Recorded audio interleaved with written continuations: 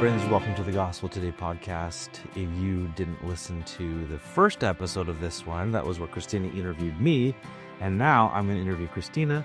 So we're going to find out about growing up in the Soviet Union and all that kind of fun stuff. So Christina, why don't you get us started? Tell us, where were you born, and what was it like living those early years in the 1980s in the Soviet Union? So I was born in the city of Mykolaiv, Ukraine. We're in Odessa right now. So if you look at the map, Mykolaiv is about an hour, just a little over Hour and a half east of us. And the city of Mykolaiv is a big shipbuilding city. It has a shipbuilding university there. And so my parents were both students at that shipbuilding university, and I was born to them. And our family was pretty large in the sense that there was a lot of us living in one small apartment. So we calculated there were 7 of us living in just 3-room apartment. It's not 3-bedroom. This is not like siblings, but who is it? So it was my mom and dad and me, of course, a newborn, my grandparents, my mom's parents, my great-grandma who was dying of cancer, so she was kind of a hospice patient, and my uncle who just finished his military service, he came home. So as you can imagine, it was a pretty well-stuffed apartment. And so all of us lived there until my grandma inherited a small part of the house in Cherkasy, which is central Ukraine, and it's about 2 hours south of Kyiv on the Dnieper River.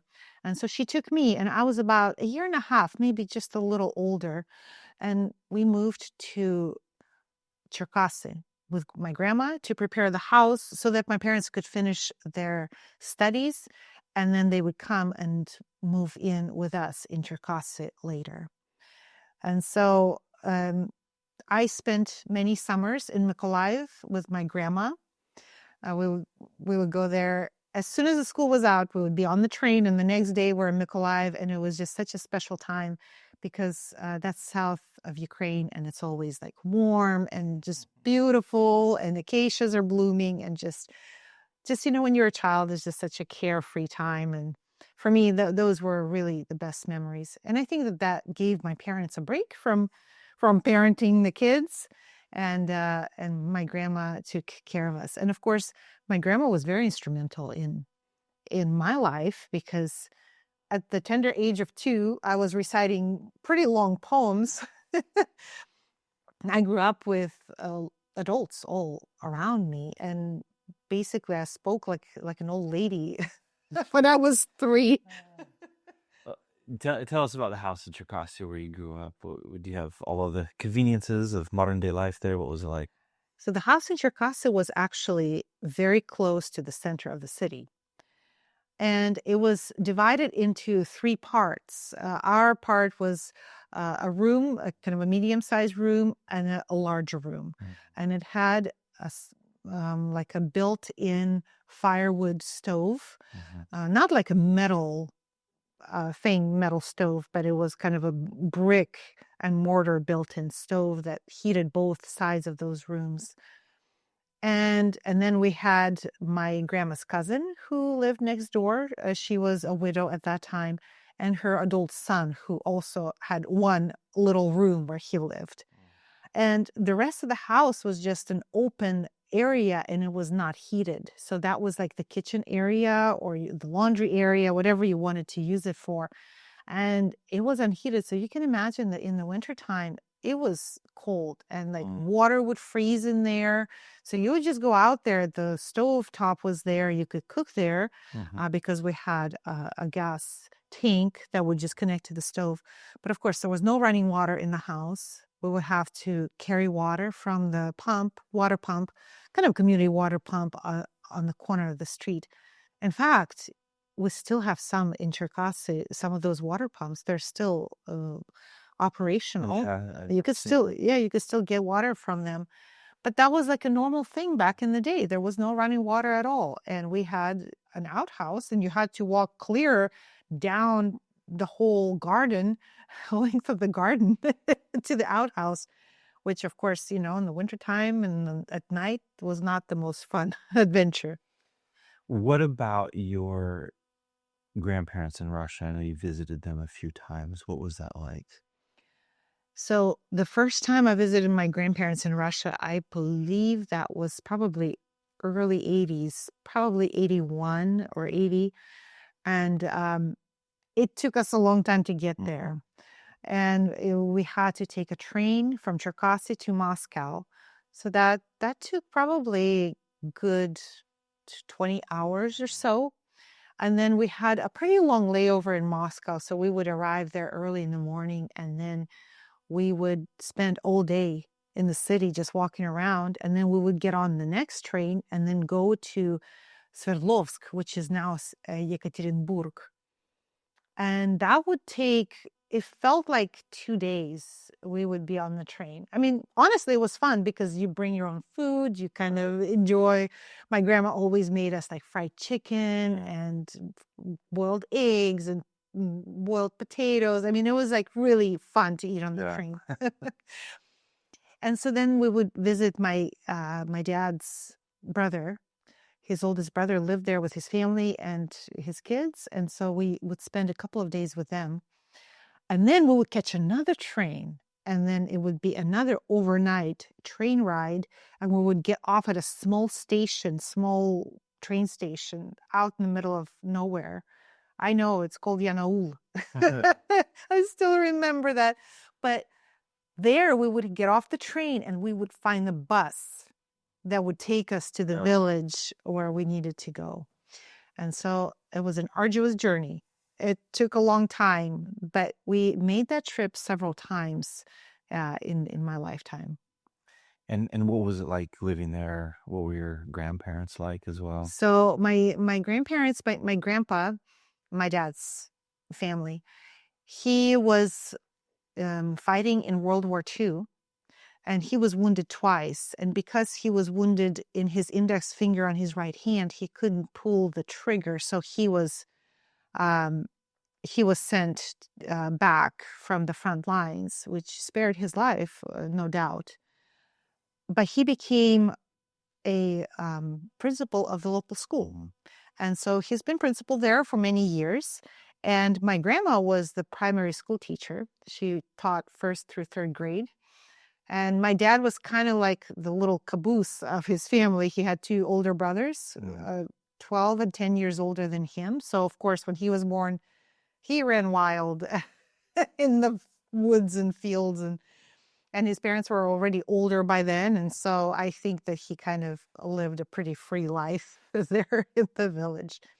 But my grandparents, I mean, they had a village home. It was well built. I think they built it themselves. But one thing that they really, that was really important was the sauna. And sauna was the first thing that was built in those days. Like before you build your home, first you build a sauna because that's number one. And that's not because it's a luxury, but that's just where they would do the baking and everything. Absolutely. So the families often lived in the sauna while the main house was built. And of course, no running water. You just bring all the water from the pump, which thankfully for us, it was just a couple of houses down. And I remember carrying that water. I had this stick.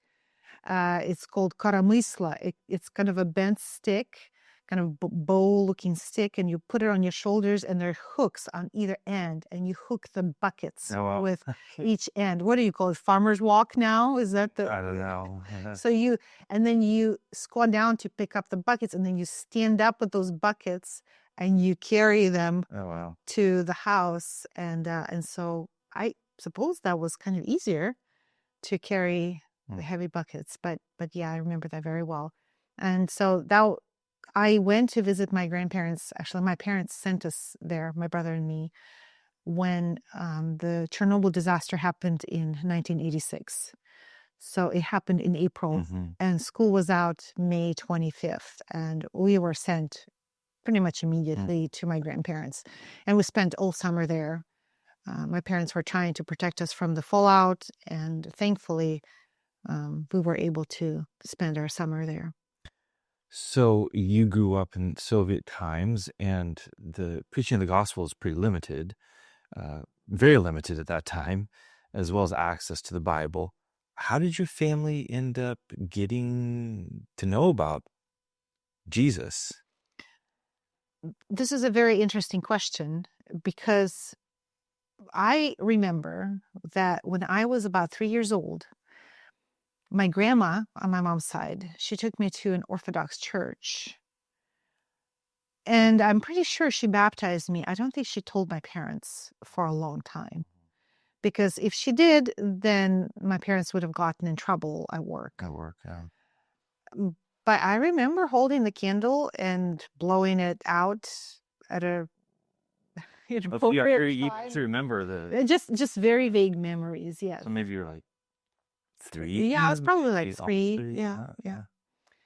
And so my grandma was religious. I would say she was religious. She prayed the Lord's Prayer, but we didn't really understand how that works. We sort of thought that there was God somewhere, but like we didn't have any understanding. Right.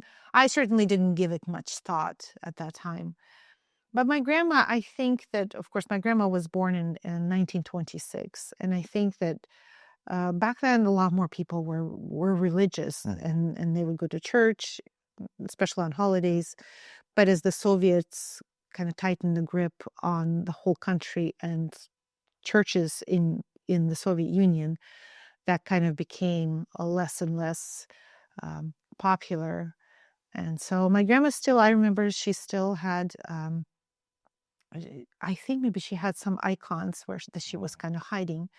But I remember that my grandma was taking care of her aunt, and we would go to their house, and she had a large icon, like gold gilded icon, in the corner of the room, covered with like a runner, and she would always light a little oil lamp in front of it, and she was very religious, and she was bedridden, and I remember would come and we would light that lamp at night, and so it would burn all night, and so that was like the first introduction of religion for me.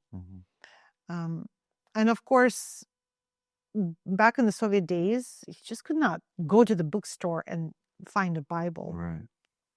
But the interesting thing was that my father, he was always very curious about the Bible. Well, his dad was the principal of the village school. He was a part of the Communist Party. He was pretty staunch, atheist and communist. He was, absolutely, yes. And so my dad was always curious about the Bible. He was just, you know how it is. The more you prohibit something, the more people want to know what it is and kind of look into that. So I think that he got a little bit of that in him. And so for years, he wanted to read the Bible for himself. But of course, the Bible that you could find possibly in the university library would be in Old Slavonic language, which you cannot understand today. Right. Maybe you can understand certain words, but you would have to learn to read this certain script. And then he just never had an opportunity to read the Bible for himself. Until finally, my uncle found this Bible. I don't know where he got it, like somewhere on the black market. He got this Bible and he gave it to my dad to read. And my dad was really excited. And so he started reading this Bible to my brother and me right at bedtime. So we would be tucked in bed, and I was 10 and my brother was 4. And I remember my dad reading the Bible out loud to us. I mean, to be honest, I wasn't impressed because my dad, I mean, now there are all these different methods of, okay, you should start here, you should start here. Well, he didn't know where to start. So I think he just opened it to the middle, and it ended in the book of Job. And so my introduction to the Bible began from Job scraping himself with a piece of pottery and crying and wailing and lamenting. So honestly, that put us to sleep pretty quickly. And so that wasn't like a gospel moment. No, not at all. Yeah. Not at all. And I don't think that I was interested at all at that time. I feel like I was very young and I had no interest. But my dad did. And so as he continued reading the Bible, that brought up more and more questions in his mind. And I think that that was that moment where God started planting a seed in his heart. Right.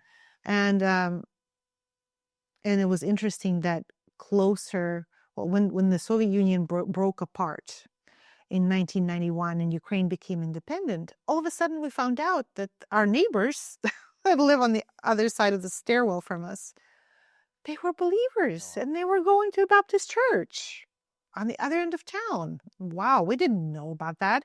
They were very secretive about those things. So they had a pretty big family, had 5 kids. And so then their daughter, who was about my age, she started inviting me to youth groups.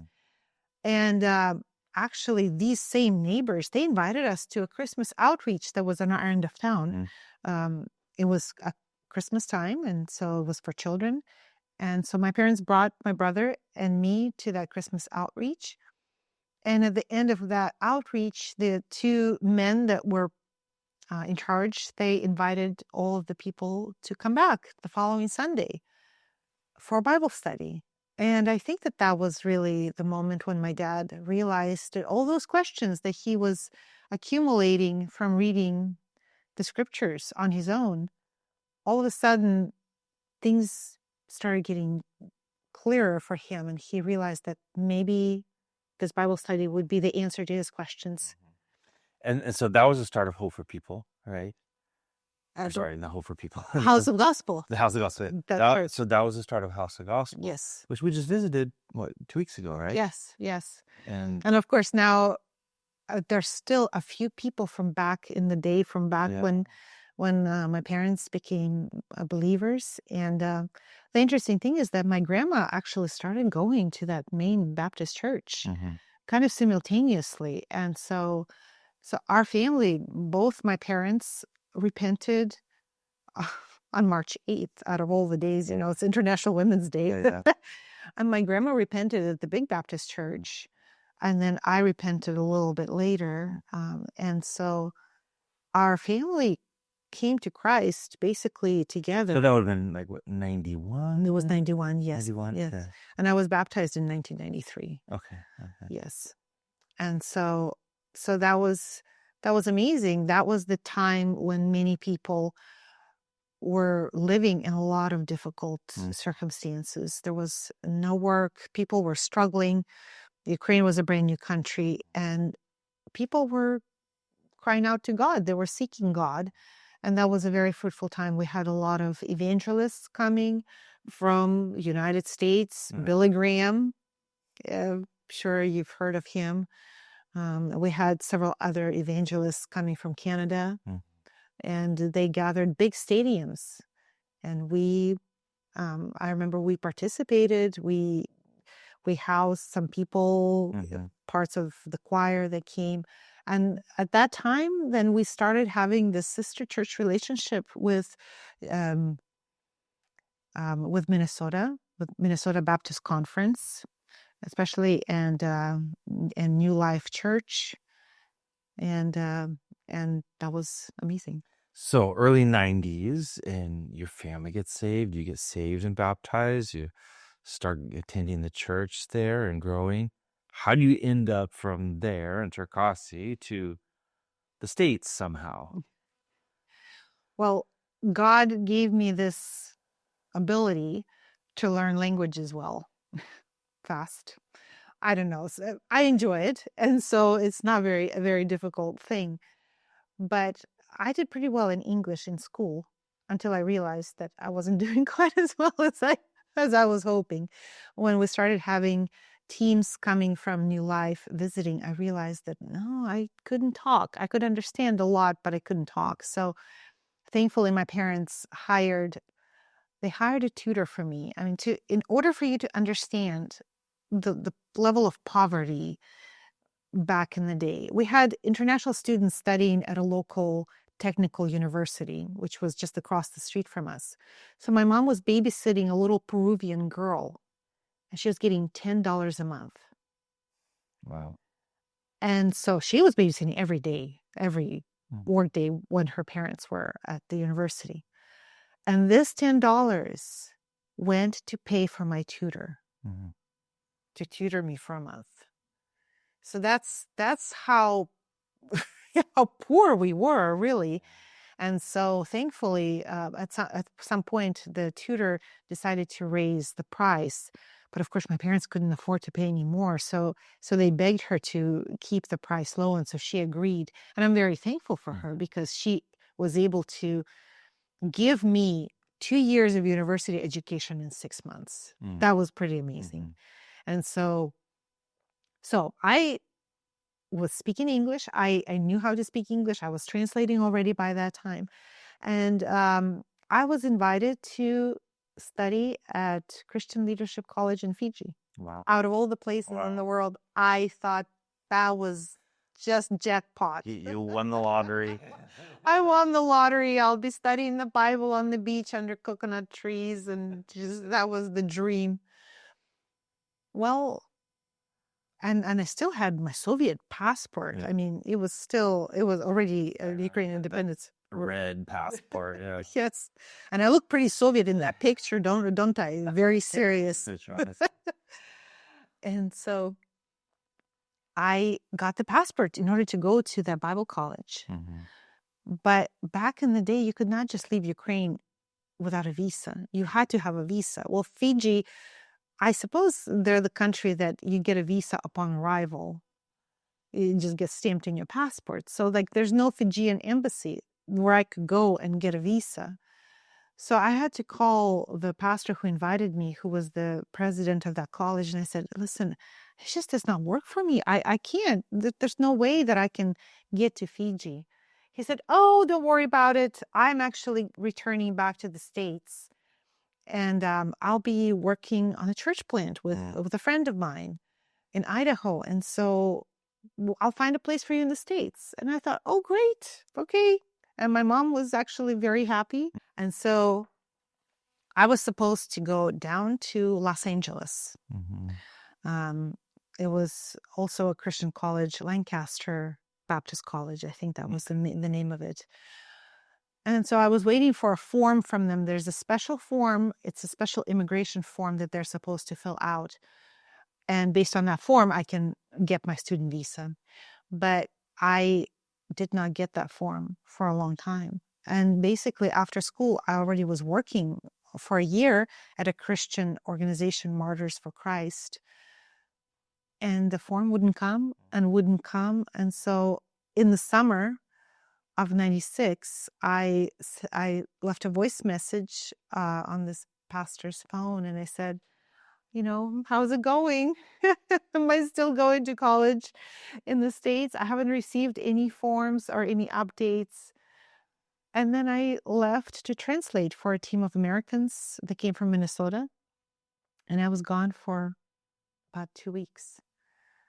And when I came back, I got a notice that there was a letter for me, an urgent letter for me at the main post office downtown. And I went there and I got the letter. And that was the form that I needed from Shasta Bible College from Northern California. And you had no idea about Shasta Bible? I had no idea. So thankfully I looked, I had, one of those atlases, those old paper, paper atlas, no Google Map at that time. So I found the place and I figured, okay, good. At least I know where I'm going. So 2 weeks from that time, I was already on the plane, headed down to San Francisco, California. Wow. And that's where you met somebody, right? That's right. Yeah. Actually, so we can talk a little bit about, how we met there. And then I want to ask you a bit about your ministry today too. Yes. But I'm just kind of interested because, and we don't have to go into the whole story about how we met right now, but you actually met my dad before you met me, right? Yes. Do you remember talking with him? Well, the only reason I remember talking to him is because there's a photo evidence that exists of our photos. Yes, we do. Yes. Put on the video.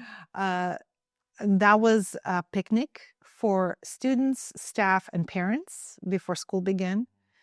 And everybody was new for me. I did not know a single person there. And so, of course, it was interesting for me to talk to people. It was a lot of talking, a lot of getting to know people. And so, yeah, one gentleman came to me and was talking to me, was interested in the fact that I was from Ukraine. And he said, "Oh, yeah, my son and I, we've been to Ukraine twice." And oh, wow, that's amazing. Not too many Americans that I met there in Redding, California have been to Ukraine. So this was fall of 96, right? That's right. 29 Actually, I think it was August. Right, end of August. Yeah. End of August, 1996. Yes. Yeah. And so yeah, that was pretty much it. And I remember I saw that picture. I guess somebody was taking pictures at that picnic, and so I saw that picture. We don't amongst even, the we other don't one. know who did that picture, do we? Yeah, no. And then so I had come down to start Bible college, and my older brother and sister were there, and we got back from that picnic. I didn't talk to Christina. I didn't even meet you yet. No. And my dad said, "Hey, Caleb, I met this nice Ukrainian girl. You should marry her." And I was kind of like, "Yeah, like, come on, Dad. I just want to study the Bible." And, I was super serious about that. But it didn't take long until probably a couple days later, I met you, and it's like, oh, wow, okay. I guess maybe What it's is not such a bad idea, or right? what is something you remember about me when you met me? I remember you had these like red Keds or something like that. I knew you would Wearing- say that. Yeah. And it was, I don't know, it seemed like a little unusual or something caught my attention for whatever reason. And so I just remember you just had a very nice character. It was just like very nice. You were very friendly, very easy to talk to. And so we started talking, right? That's right. But I was worried. I was worried that you had a boyfriend in Ukraine. That's what I was worried about. Look, should have asked. But if you did, I guess he's gone now, right? I hope he's gone. So let me ask you a little bit about your ministry now. I know you're involved with the Women's Center here. Maybe explain a little bit about what you do there. So for years, when our children were young, my main ministry was basically taking care of them. I did a little bit of ministry with our local church where I taught a women's Bible study for a while. But then I realized that I needed to spend more time with my children. Well, now we're basically empty nesters. We just have one chick. Oh, one very large chick, taller than I am. And so now, of course, I have more time to dedicate to ministry. And one part of my ministry is volunteering with the Women's Center. And our Women's Center is a pro-life ministry where we work with women that are pregnant, experiencing maybe high-risk pregnancy or difficult circumstances in pregnancy. And of course, now many women are falling on hard times with war. And we just want to come alongside of them. And number one, we will offer free pregnancy tests for the women. And we offer free classes, prenatal classes. We have actually one of our MKs who grew up here in Ukraine, and now she's a grown woman and she has her family. She is a GYN here in Ukraine, and so she teaches those classes, and that's very helpful. And that helps us establish connections with these gals. And of course, we work with them trying to prevent abortion. We try to talk to them, explain to them the dangers of abortion. And we work with them until their children get to be about 2 years old. Often it ends up being longer. We read with them 5 love languages, love and respect. And if they're willing, if they're open, we go with them through the Bible study, the story of hope, which, by the way, just last weekend, I did a seminar training for the women at for the volunteers at the Women's Center. Yes. And so we had, I think, 8 volunteers that we trained them on evangelism and focusing on the story of hope. Yes. So it's really neat to see them, active in that ministry and working with the women. Yes. So that's an evangelistic kind of outreach. And so right now I'm working with 2 gals. One is a refugee from Kherson, And of course, she cannot go back because Kherson is a very dangerous place right now. And she's a little child. And another one, she is local here, and she also has a little child. And so that is my desire, is to turn their attention to God, show them that they can have hope in God, and perhaps they will turn to Him as a result of our relationship. It is somewhat dangerous to be here in Ukraine, in Odessa right now. Why do you think it's important to be here? Why do you choose to be here? I think it's very important to just be right by the side of the person who is suffering. And even if we read the book of Job, I mean, you see Job was suffering and his friends came to visit him, even though maybe they were not much of a consolation to him, but it says that they were just sitting with him for the first 7 days. Yeah. They were just sitting there with him in silence. They were just sympathizing with him. And I think it's important. It's important for us to come alongside of people who are hurting. Maybe these people look fine on the outside, but they do have their internal struggles. And so my desire is to be that person. And it's a lot more important to be there in person rather than send letters, make phone calls. Those things are important too. But I believe that there's nothing better than just face-to-face communication and encouragement. What would you want people to know, maybe in North America or Western Europe, but I guess more specifically in North America, what would you want them to know about Ukraine and about what's going on right now in Ukraine with the war? I think that life in Ukraine, if you were to come here, I think you'd be surprised. It would not look to you like there's war going on.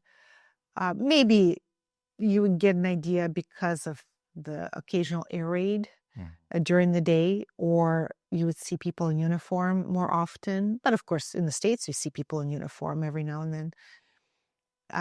All the cafes are working, restaurants are working, stores are working. But I think especially at night, you get a feel that, yes, something is happening, because often at night, Russia sends Shahed drones, they send missiles, and of course there are lots of sleepless nights. Ukraine is trying to survive, and this is really the fight for survival of a country that wants to be independent of Russia. It has its own path, and it doesn't want to be a part of Russia. And so the economy is, of course, struggling because of the war, but we want to continue to support economy. So places are open, locals go to the restaurants, to the stores, and buy things that are made in Ukraine. So we try to support the local economy to continue to support the independence of Ukraine. And so if you somehow could support Ukraine in that way, we would love for you to do that. Go on Etsy, find a Ukrainian who sells their handmade things on Etsy and buy it from them. Or go and rent out Ukrainian Airbnb. You don't have to come. You can just rent out and say, hey, this is my support of your business. People do that? Yes. Oh. Yes, in the first months of war, that's what people have done. Or you can support us. Or you can, I would prefer that one, actually.